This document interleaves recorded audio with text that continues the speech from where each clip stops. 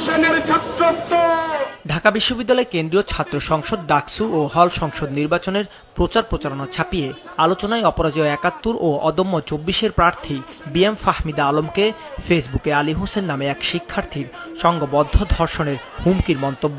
এ নিয়ে গতরাত থেকেই উত্তাল ক্যাম্পাস। মঙ্গলবার বেলা ১২টায় বিক্ষোভ মিছিল বের করে ছাত্রদল। ক্যাম্পাসের বিভিন্ন এলাকায় প্রদক্ষিণ করে উপাচার্যের কার্যালয়ে গিয়ে শেষ হয় মিছিল। ছাত্রদলের নারী নেত্রীদের অভিযোগ, ফাহমিদার মতোই নিয়মিত সাইবার বুলিংয়ের শিকার হচ্ছেন তারাও।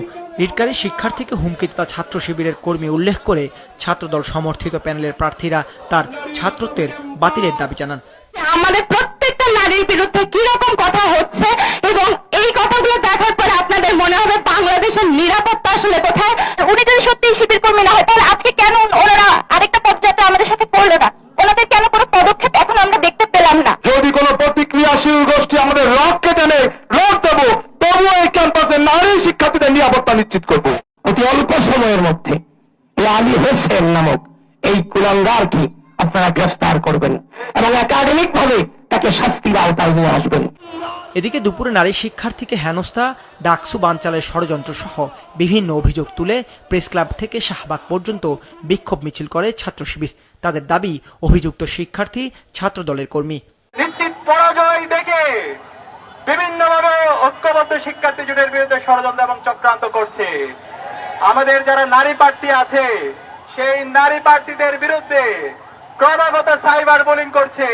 দুপুরে মধুর ক্যান্টিনের সংবাদ সম্মেলনে রিটকারী শিক্ষার্থীর প্যানেলের ধর্ষণের হুমকিদাতার দৃষ্টান্তমূলক শাস্তি না পেলে আইনি পদক্ষেপ নেয়ার ঘোষণা দিয়েছে। শিক্ষার্থী আলী হোসেনের কাছ থেকে এইরকম একটা অধ্যত্বপূর্ণ একজন পটেনশিয়াল রেপিস্টের এই যে বক্তব্য, সেইটার প্রতি আমরা ধিক্কার জানাই। আমরা আমাদের প্যানেলের পক্ষ থেকে নিন্দা জানাই।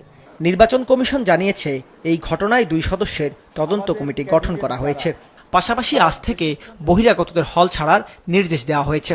আমাদের একজন নারী প্রার্থীর বিরুদ্ধে যে ধরনের অসৌজন্যমূলক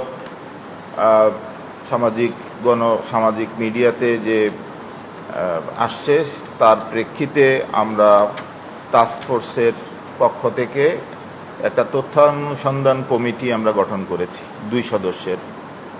আমরা ৩ কর্মদিবসের মধ্যে এই তথ্য অনুসন্ধান কমিটিকে অনুরোধ করেছি তারা তদন্ত করে আমাদের লিখিতভাবে রিপোর্ট প্রদান করার জন্য। হল প্রশাসনকে আমরা অনুরোধ করেছি যাতে আজ থেকে হলে কোনো বহিরাগত অথবা কোনো অতিথি যাতে না থাকে, এই বিষয়ে হল প্রশাসন প্রয়োজনীয় ব্যবস্থা নেবেন।